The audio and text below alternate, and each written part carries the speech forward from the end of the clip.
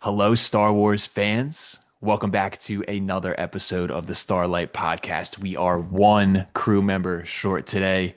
Long live Daddy Sheev. He is unavailable today. He's fine, but he's unavailable. May the Force be with him. Always. Um, but we do have um, the master of the Dark Temple, Lord Dagovere. How are we, fam? Ooh, coming in straight from Droman Cast, baby. We are here to talk some goodness. It is time to unlock the knowledge. Let's unlock that knowledge, fam.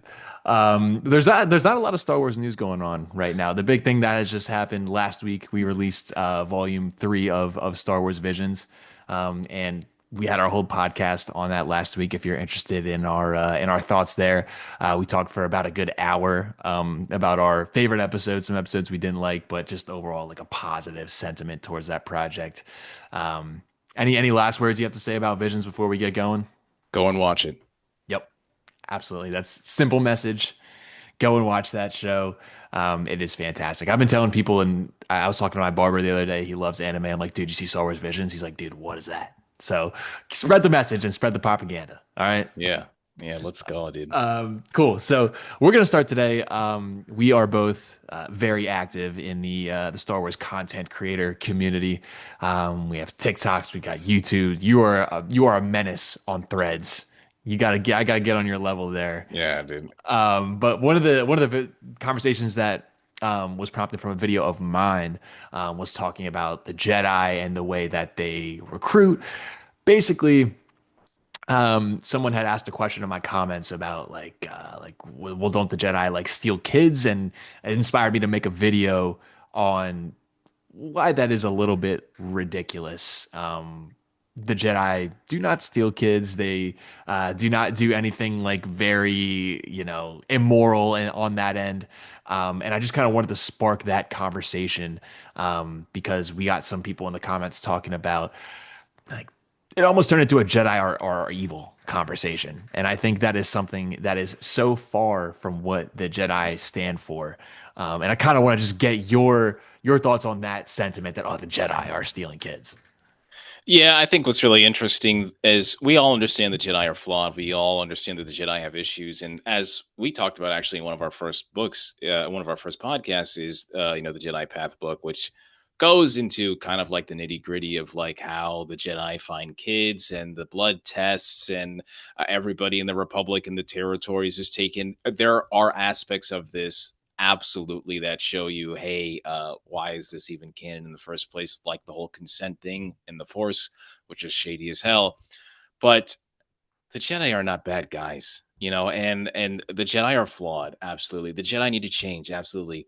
The problem is, I feel like, is the prequel trilogy exists. And ever since those movies, you really start to see a lot of, I guess you could say, biased against the Jedi and the Order. And I personally believe no matter how many facts that you're going to educate these people on, how many videos that you upload, we're not going to win. You were not. I'm a Sith boy down at the end of the day, man. I love the Hmm. Sith, but I'm never going to sit here and make videos that the Sith are better and the Sith had it right and the Jedi are lost and all these like weird things that are just so, I don't know, man, fundamentally misunderstanding who the Jedi are at their core. They are guardians of peace and justice in the galaxy.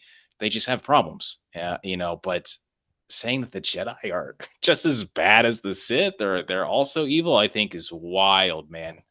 Yeah, Jeez. it's crazy how the conversation devolves from a single comment where maybe you're criticizing the Jedi. Maybe you're saying Yes. something that they did or they were systematically wrong, or Yeah. they were absolutely like they were tricked. They were deceived by the most powerful dark side user in the entire existence of Yeah. the world. Absolutely. That is all valid criticism, and it just seems like it gives permission to some people to just like project everything onto the Jedi. Like the Jedi saved people. The Jedi tried to do everything that they could. Yes. And we see that more so individually with the Jedi. I think the best thing to look towards is just like we see the Jedi save so many people in the Clone Wars. We see the Jedi save so many people in the movies. Like it is fundamentally a misunderstanding to talk specifically about like them and the Sith. Like the Sith are evil for evil's sake. And in that video, I talked about like the Sith actually did steal kids. There was a whole Clone Wars arc where Cad Bane dresses up as a Jedi and is trying to convince this mother that her child needs to come with the Jedi, and he's actually just stealing him for Palpatine. Yeah. So it's insane how people can get on the other side of what it actually is. Yeah, I think look at the times that we're in. You know, everything has an agenda. Everybody's fighting against something and trying to create an image that they want, right? And I think when we dissect both of these orders, I think even the Jedi on their worst day are still nowhere near as bad as the Sith. Now, of course, there are characters out there like Bane, you know, who's a very complex character and wasn't always evil for the sake of evil. You know, there's a great character arc there. Revan, you can name a lot of characters that started out as Jedi or maybe even something more innocent and good, and then just went down the path of the dark side, especially someone like Anakin. You know, Sith have always been doing bad shit ever since their inception. You know, they started the whole weird, crazy thing with the exploring the dark side and then experimenting on animals that Yoda and Mace Windu had when they were learning about it basically said that this was against life itself, like this is an insult to life, and they were thinking about that all of the abominations that the Sith had created with their alchemy was like literally just sacrilegious, and these things needed to be put down and put to rest. But if you look at the Sith and the Sith species from Korriban too, they are all about conquest. They go out and they conquer planets in Sith space. They steal. They do anything imaginable because they believed in power. Uh, the Jedi have never necessarily done anything like that to that level, although they are guilty and they have their crimes. Hmm. You know, it's just the worst thing that the Jedi have done, I think, is a normal day for the Sith. Yeah, and I think that people hate the Jedi. Listen, I dislike the Jedi too, man. You know, they have problems, especially with my boy Anakin. You know, they are not all innocent in that regard.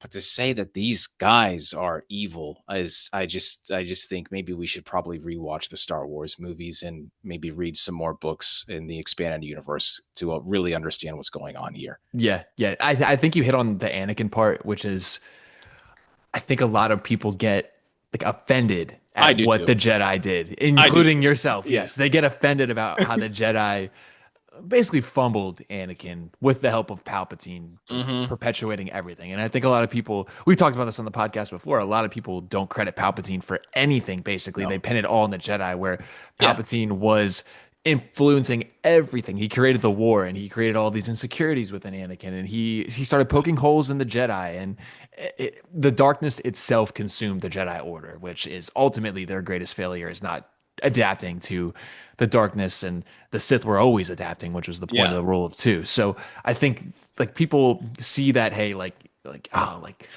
the Jedi failed Anakin, like that, blah blah Yeah. blah blah blah. Like I get that, like I see that, but that doesn't mean that that all of the Jedi are evil. It's just like the institution was a little bit flawed in their execution of the way that they did things.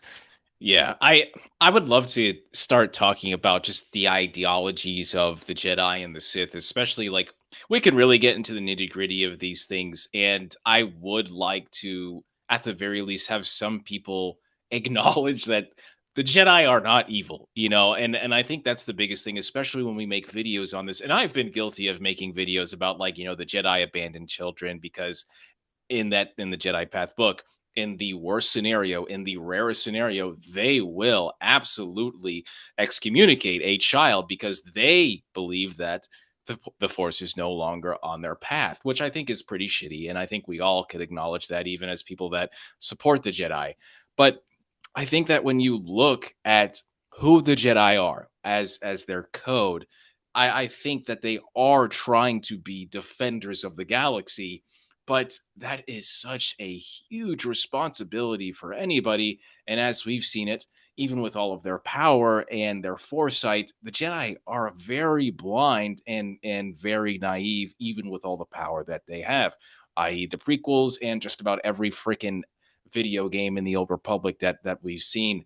I know a lot of people will like to pinpoint this guilt on the Jedi themselves and how they see the Force and their Jedi code. But when you look at the Jedi and the Dark Jedi and the Bendu Jedi, all these things that happen with the Dawn of Jedi, those characters and that ideology is also flawed because that eventually led up into the first couple schisms where the Sith were created. So it's almost as if the idea of these force orders maybe perhaps never got it right in the first place Mhm. and should either one stop trying to manipulate the force as a whole or really take a day off and try to understand what the hell they're doing wrong. Yeah, it's that's 100% right because um I like to point to the High Republic as from what we've seen the best of the Jedi. The beginning of the High Republic being Mhm. able to, you know, acknowledge a lot of times their flaws, their ability to form connections. They encourage connections, but not attachment. You know what I mean? That to me, I think is the key defining factor of what makes like a good Jedi and what doesn't. The ability Mhm. to acknowledge that it's okay to form a connection. It's okay to feel these things about other people and all that, but be able to remove yourself from it and say, "Hey, like this isn't the end all be all. I really care for this person, but at the end of the day, it's the force above everything." And I Mhm. think we saw a lot of that in the High Republic. Obviously, not everybody was able to follow that, but I think the way that they taught that and the way that a lot of the Jedi Masters communicated that to their Padawans is something that the prequel Jedi seem to have lost. And Interesting. we're almost scared of that connection and to be able to kind of embrace it.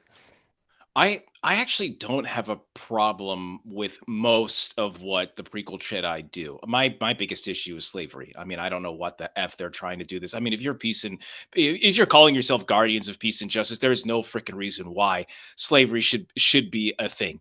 That shit should be abolished. You should be going out and finding every. I mean, that's just me and my personal. It must be my Anakin talking right now, bro. Yeah. But I mean, but my thing is, I actually think the High Republic Jedi are more flawed than the prequel Jedi. And I just hear me out for a second. Listen, yeah, Uh, listen. So I love the High Republic because they're very human. But my issue with the Jedi is there's nothing happening in the High Republic. You have the Nihil invasion, right? The Nihil invasion. You have um, I almost call them the Endless. The Nameless. There's different little things, but it's nowhere near as high and crazy and insane as what's going on in the prequel trilogy. And there's a reason for that, of course, because it's not the freaking movies. But I think that if those characters were going to switch places, I think the Nihil wouldn't last a couple weeks, honestly, with the prequel trilogy Jedi. And I also believe that the Jedi probably would succumb to their fate much more quicker if my boys Stellan Geos and Elzar Man and Avar Chris were there trying to figure out what the hell was going on with Darth Sidious. I just think they are too emotionally uh, complex and in the wrong ways. I think they are very faulty, and we have seen their conflicts with Elzar Man and Avar Chris clapping cheeks and sometimes each other's and other people's. Man, like there is so much is going on in this. I do believe that they are very flawed, inherently flawed. The Jedi are supposed to be, but I think that the High Republic's characters are the most flawed out of a lot of them that I've seen since the Old Republic. And I don't know if you've read the last couple books, but it really goes to show you just like, all right, maybe it's time to move on from this and start actually acting like we're Jedi, which they eventually do. But I just don't know if I would ever trust those High Republic Jedi uh, that much. That's valid. I haven't finished the High Republic. I'm Yeah. getting there. Okay. Yeah. There's a very important ending.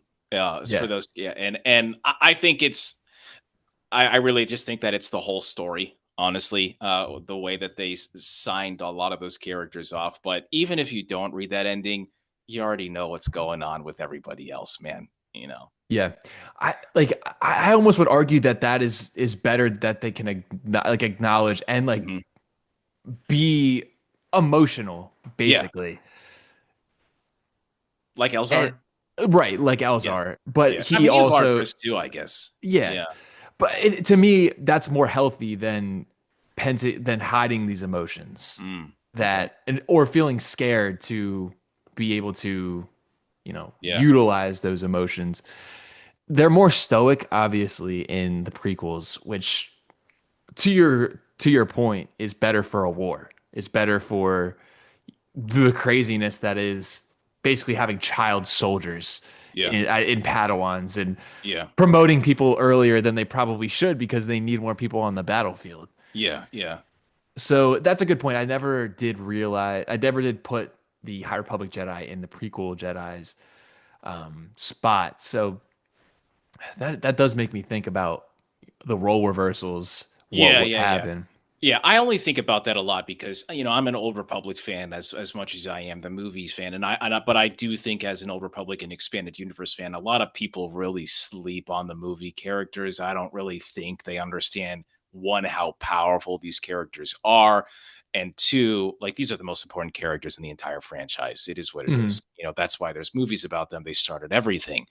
Um, my that's why I always think it's like, listen, there were dogs in the Old Republic, but in my opinion, I think like 80% of the characters that are in the old Republic, and I'm just talking about normal people, the average person, I think they're trash. I think the old Republic was probably giving people lightsabers, both Jedi and Sith, because they were literally numbered in the thousands.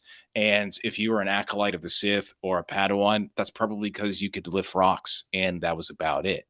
Yeah. I mean, there are some dogs in there, and we can talk all day about Nihilus, and we could talk about Scion, we could talk about Treya, the Exile, Matrix Surik, we could talk about Revan and everybody else that everybody knows.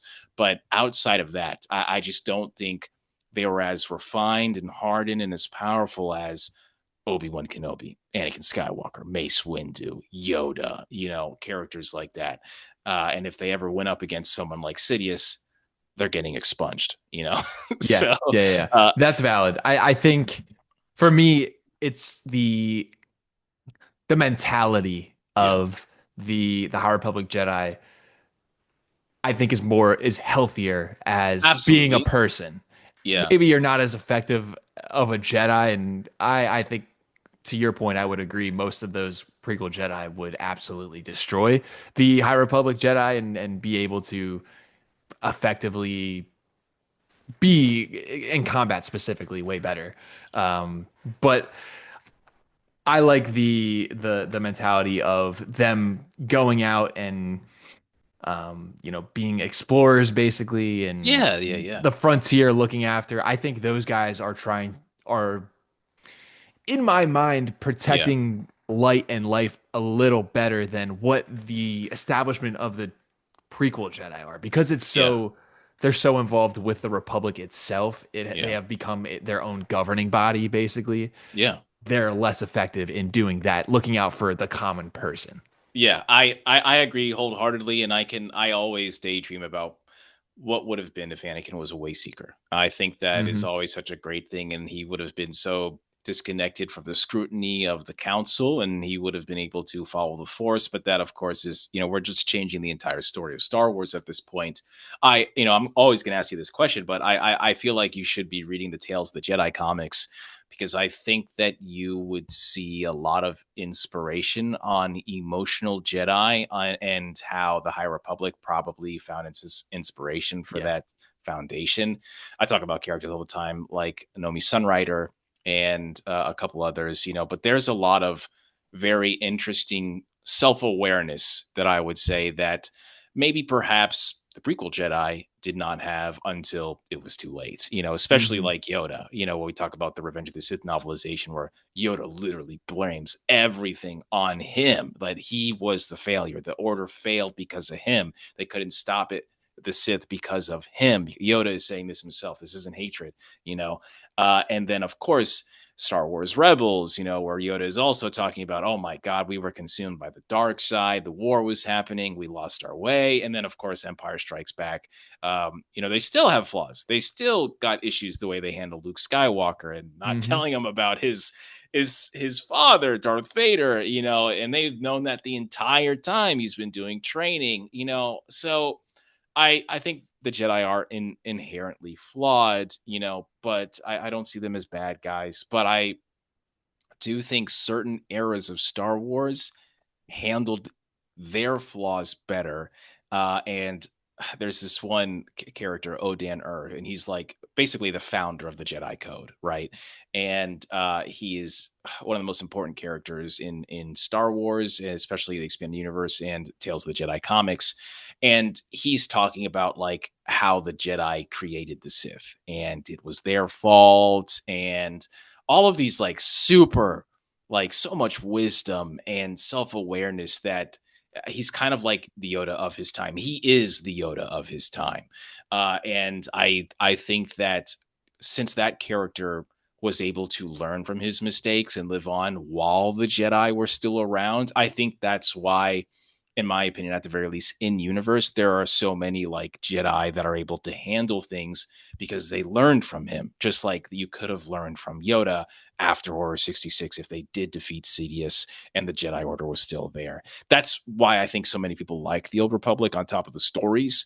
But I think it does what the High Republic was trying to do just a little better. Mm-hmm. That sounds a lot like Luke Skywalker in The Last Jedi, talking about how Yes. the Jedi created Darth Vader. Yes.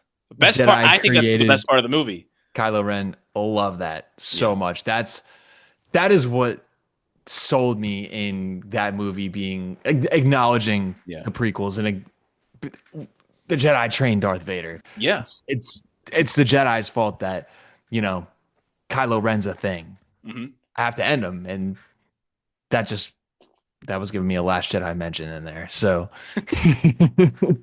I needed it. It went off of my head. I said that sounds a little bit familiar. That sounds a little bit familiar. Yeah, yeah, but that's why those stories are so good. I mean, it's so crazy because I feel like those comics are very important to Star Wars lore because those things were around before George even started writing the prequels.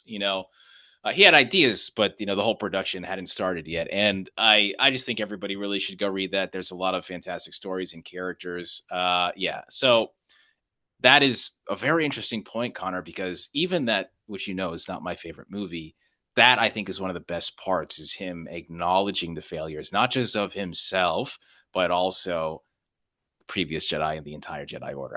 I think that is chef's kiss. I think that is what the Jedi should have been in the prequel trilogy. And Yeah. I just don't know how you can see these things and read these stories and just consistently say the Jedi are evil. Like Yeah. You can't. They're good. They're the good people trying to fight for the good in the yeah, galaxy. Their mantra is for light and life. yeah, Like, what else can you do? I don't know. yeah, yeah. Those are just bots on the internet. Yeah. Yeah, yeah. Ultimately. But it's really not. I mean, like you see how many it is. We talk about this all the time. Like I just had a post on my community tab about like should the Jedi and Sith not exist? Do they use the Force in the same way? And one guy was like, "Why are you painting the Jedi as bad?" I was like, "Dude, I'm just asking a question. If you look at my channel, you will know I ain't about this life. You know." But everybody below that were just, it was all Jedi hate. It was all Jedi hate, and I'm not even stirring the pot, or maybe I guess I am because I'm putting that question out there. But I love how the Jedi are failures.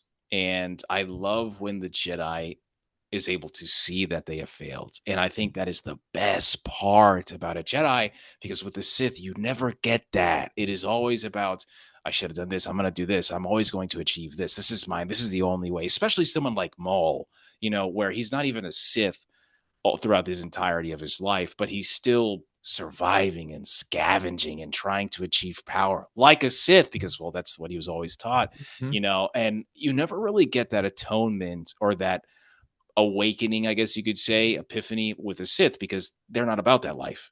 They're trying to just do one thing, and that is achieve power. They don't care about anything else. And I always love that about a Jedi when they realize that they've done wrong or they failed. And I think that is where the beauty of the franchise comes in when the Jedi realizes they need to evolve. Yeah. Talking about Maul, Yeah. there is that moment where he is cut down by Obi-Wan Yep. on Tatooine. He's laying in Obi-Wan's arms. Obi-Wan's Mm. holding him. And this is one of my favorite scenes in Star Wars. I Yeah, think that might be my favorite duel in Star Wars outside yeah, of Empire Strikes Back, Luke Vader, yeah. where Obi-Wan cuts him down and is still showing compassion for him. This is the guy who killed the love of his life. This is the Yeah, guy who killed his master. This is the guy that has caused so many problems for Obi-Wan. yeah. And we're talking about that moment of realization. Maul sees himself and Obi-Wan as the same victims, the victims of the same crime, and that's Crazy. Palpatine. And he asks, obviously, Yeah. Is he the is he the chosen chosen one? one? Is he the chosen one? Obi-Wan has no idea. Obi-Wan doesn't know if Luke is the chosen one. It was supposed to be Anakin. Yeah, Anakin, for all intents and purposes, is gone. yeah, And he says yes yes, to comfort Maul, yeah, to maybe comfort himself as yeah. well.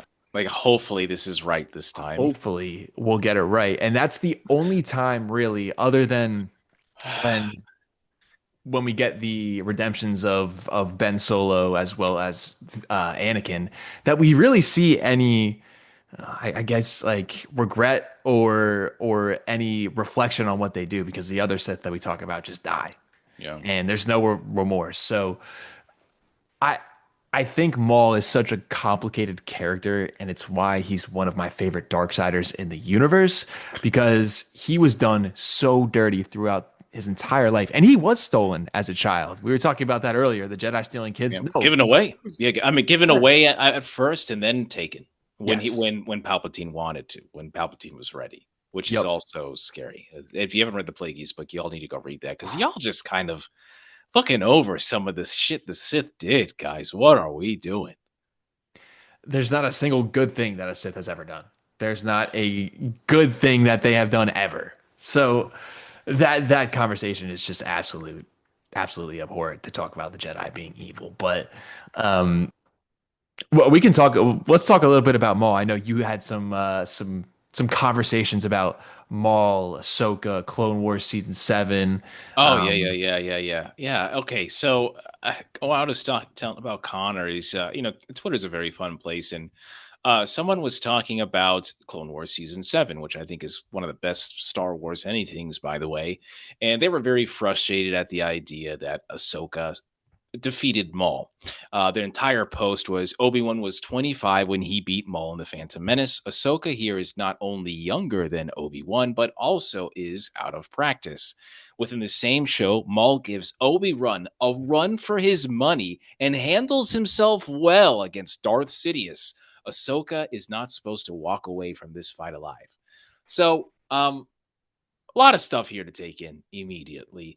And first of all, the first thing that came out to me is Maul in no way, shape, or form is doing well against Darth Sidious in the Clone Wars. I am not sure what episodes you saw, but I swear to God, it ended with Maul fearing for his life, begging for everything, and not able to do anything to save Savage Opress, who gets cut down right in front of him. Palpatine is just having a day off, enjoying his life, and it is Maul's worst day ever. So I don't know about Maul throwing haymakers with Darth Sidious.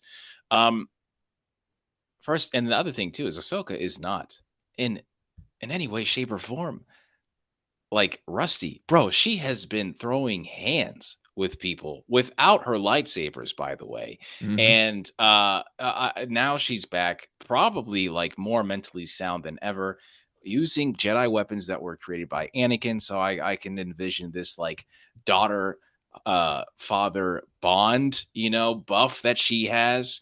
And she's going into Mandalore not by herself, but with the 332nd, which is a portion of the 501st, and Bo frickin' Katan, baby. What are you all talking about, man? Ahsoka doesn't defeat Maul. Ahsoka survives Maul because Maul is running out of time and everything around him is crumbling because Order 66 is about to happen. And he's curated this entire plan to lure Obi-Wan Kenobi and Anakin. The moment Ahsoka steps foot on Mandalore, Maul's plan is thwarted and everything is ruined. Maul runs out of time. That's how I see that. I don't know why so many people have an issue with that episode and that result, it was that was always going to be the case. This is the freaking apprentice of Anakin Skywalker, It's baby. exactly what I was gonna say. That was exactly what I was God. gonna. This is this is literally it's a chosen one that has trained Ahsoka Yeah. different than any other Jedi. As we saw in Tales of the Jedi, she is being trained literally just getting shot at and shot at and shot at by clones for hours and hours and hours. Who knows what else Anakin had her go through, and she had firsthand experience.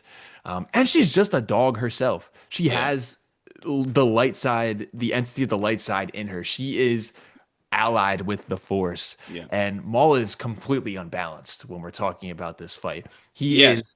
He's he is terrified. mad, he's He's super sad. anxious. Yeah, Yeah. He's everything not is going winning. wrong.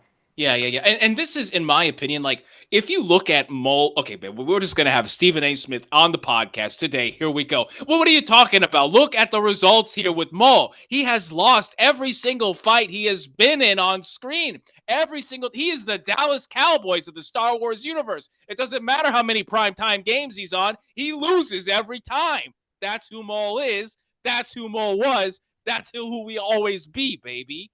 Jesus. It's true though. He's lost every single fight that he's Yes. been in, you know? And if you really want to get into the nitty gritty of lore, it's crazy. Obi-Wan Kenobi is a different character in the Phantom Menace because he's using the Ataru form. He doesn't use the Ataru form later in his life. He goes to Sarisu. He becomes a master of Sarisu. This is the defensive maneuver in Jedi form that he does. And Mace Windu literally calls him the master, the greatest master of all time, baby, which is why he does so well against Anakin, who is the most aggressive mofo in the entire Jedi Order. Who do you think Anakin is teaching all of these tricks? Ahsoka, you know? Hmm. So, and I also think that Qui-Gon probably wins that fight if he has more space. And another Ataru, another aggressive character is Ahsoka. And come on, man, she's just starting, baby. She's not even in her prime yet. Maul's already slipping in this time. It's a wrap. It's over, man. Yeah, Maul is the most easily rage baitable character in the entire universe. Anything that you say, he gets pissed.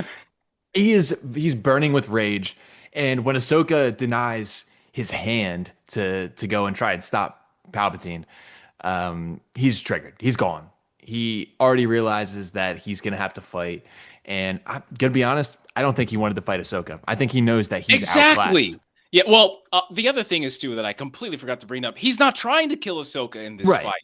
He wants to ally with her. You know, and just people just consistently look over these details when they try to scrutinize and start shit online. Maybe they're not. Maybe they genuinely are just curious and like, what? There's no way this 13-year-old, 14-year-old girl can lose to this 35-year-old dark side player that's over here trying to be a part of Mandalore and is an outsider, you know, Yeah. and he loses. Of course he lost, bro. He ain't the one. He's never been the one, you know, but someone was trained by the one, and it was Ahsoka. Hmm. Sorry, Yeah. you know. And a lot of times we're talking about the Force here. Like Yeah. the Force is different. It doesn't matter how old you are. Anakin was doing spinnies in the Phantom Menace, taking out Yeah. Federation ships. If Yeah. you're chosen by the Force, you are going to win. And it's not even Hmm. it's not even like Ahsoka completely dominated him. It was No. it was Yeah. basically Maul had a lapse of judgment, stood on that beam, and she cut it. Like it wasn't Yeah. like he disarmed her, she disarmed him. Yeah. It was a really good fight, and all the odds were pointed, like you Yeah. said, against Maul, and Yeah. he was starting to get surrounded, and he was It was losing the over. war, and he sensed something crazy was going to happen, and his targets weren't here. He wanted Anakin. He knows he lost. Everything that has added up to that point is against Maul.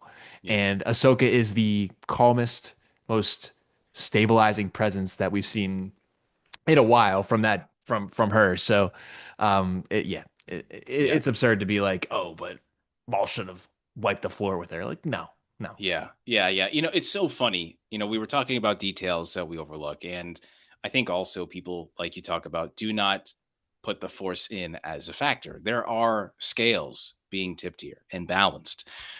And I'm getting into some really crazy territory here for people that play Knights of the Old Republic, and specifically Knights of the Old Republic 2. We could talk about Treya and how she feels about the Force connecting to everybody and believing that there is no free will whatsoever, and that the Force deems everything and is everyone's fate. So I don't necessarily believe that. I think Treya specifically had a lot of shit happen to her because she saw the zenith of both the Jedi Order as a Jedi Master and was a Darth and had some of the most powerful apprentices in Sith history, in my opinion.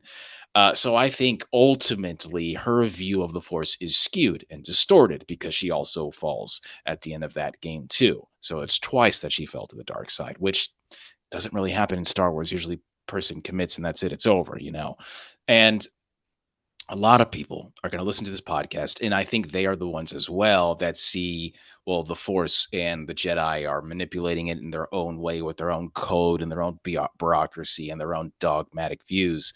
Uh, I am very interested in the way you feel about that and how the Force connects to everyone, and if the Force is actually truly controlling everybody and we're all puppets. I This is such an interesting topic to me. The free will uh, and the force. I think it's somewhere in between. Um, because we know like the wills of the force are telling the story of Star Wars, and apparently they have the ability to determine what's going to happen. But in my head, it doesn't make sense that everything is predetermined. I think that there are anomalies like Anakin Skywalker that are almost unpredictable in what they can do. And to me, as someone who talks about the stories and the decisions that characters make, I don't think that those decisions go unrewarded. I think that maybe the Force presents opportunities for characters to do the right thing or do the bad or do, make mistakes. And then that determines, other realities. And not that there's like a multiverse, but basically, I don't want there to be no free will in Star Wars because I want these characters' decisions to matter. I don't know how you really like feel about that because to me, if the wills of the force are just picking and choosing, and this is, a D&D game where there's a campaign that's pre-written and everybody's going to be filling into that, to me, that doesn't make a good story. Yeah.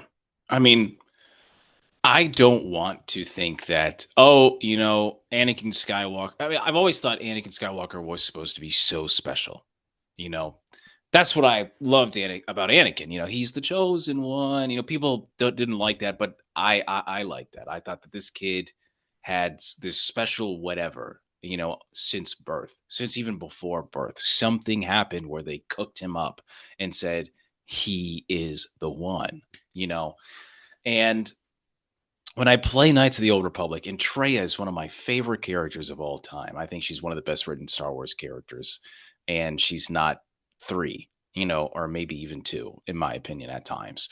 And I don't like the idea that there is no free will because I think that takes away the value of someone like Anakin ruining his life, ruining the galaxy, destroying everything. Even characters, like Darth Caedus, in the New Jedi Order and everything else.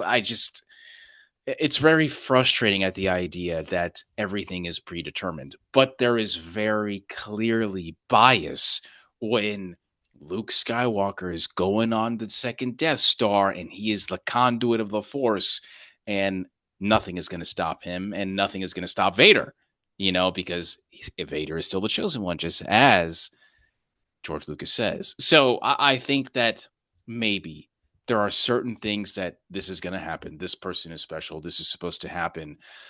But I don't think people that believe in the idea that the Force is just conjuring up everything and we're the puppets and everything's all connected to the whole strings and it's all Yeah. predetermined. I don't believe that for a moment.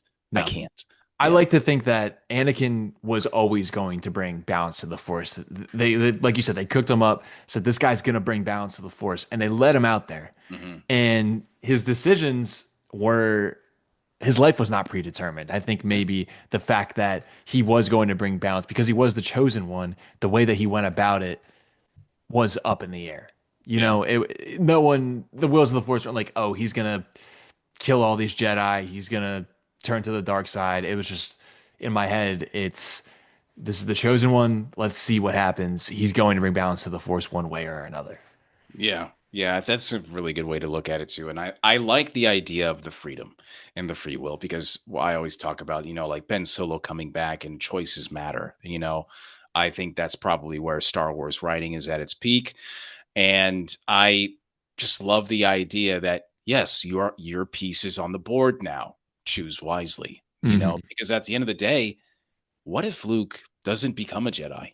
What if Luke gets killed by Tusken Raiders or something like that? Or maybe Maul it kills Obi-Wan and then takes Luke for himself. I think that there's a lot of really interesting parts where the shoulda, woulda, couldas, didn't happen, but they could have, and things would have been different. And what if Luke goes and Anakin doesn't exist anymore, but he's just all Vader. That's it. He doesn't care about Padme, doesn't care about anything, and he's just that guy. Or Luke Skywalker turns to the dark side, and Vader and Luke end up, you know, controlling the entire Yeah, galaxy like Empire Strikes Back. So that was such a possibility. Luke has no lightsaber. He could have been easily killed, yeah, and Vader doesn't muster up the courage to save his son. Then what? Then the galaxy's ruled for another 50 years, a million years, however many years, because Palpatine's going to live forever. yeah, So that stuff to me has to have meaning, yeah, and the decisions have to have weight to them. And it doesn't make sense to me in my head for these random beings, ether god beings, to just choose yes. everything. It doesn't make it fun to me. So I choose not to believe it. Yeah, yeah, yeah, exactly. I don't like, I mean, mythology I'm pretty sure is a part of like a lot of really amazing stories for inspiration, but I don't like to see that this someone is just etching this stuff together and then he said, "No, I am your father." I don't like that. Mm-mm. That's too much for me. I like the idea of everyone being connected and their choices connect everybody's suffering, everybody's fate, everybody's hatred. I like the idea of that. That's what I will always believe the Force is. And just like the Jedi and the Sith, people can manipulate it and take advantage of it or try to, and which we've seen everybody do in some form. So I think that is where Star Wars should be. I hope Treya is wrong because I believe that she was wrong, even though she was an amazing character and I listen to her quotes all the time. Hmm. But I just can't believe that there's no free will whatsoever, you Yeah, know? that's where I'm at too. Yeah.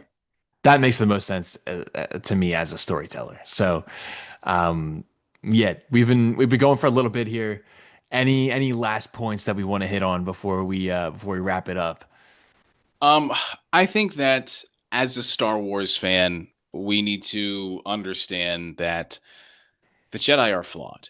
The Jedi are flawed, and it's okay to acknowledge that. But I think that you really start to do damage, not just to like the idea of the Jedi, but also to Star Wars when you start contributing to the idea that the Jedi are evil.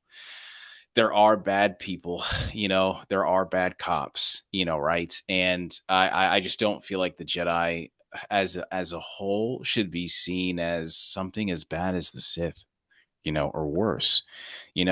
Child abductors is kind of cruel, although there are practices that should have changed, needed to change, and they did change because Luke didn't allow that shit to happen in the expanded universe. But even his order was flawed and created some really crazy radicals. So I just think that as enthusiasts, we always need to be as honest as we can, with the lore, because everything that we say is going to be influenced, and someone's going to go on Twitter and start talking so much shit about something that's wrong because we made a video about it, you know? Yep. Yeah.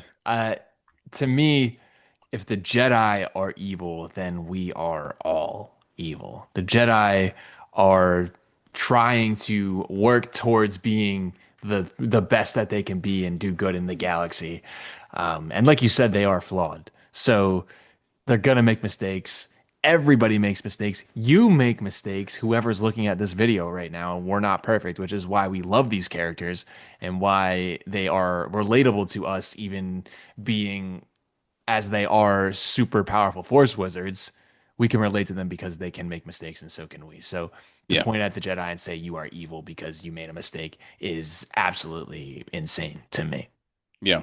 Yeah. 100%. Especially as an Anakin Skywalker fan. Yeah. You know.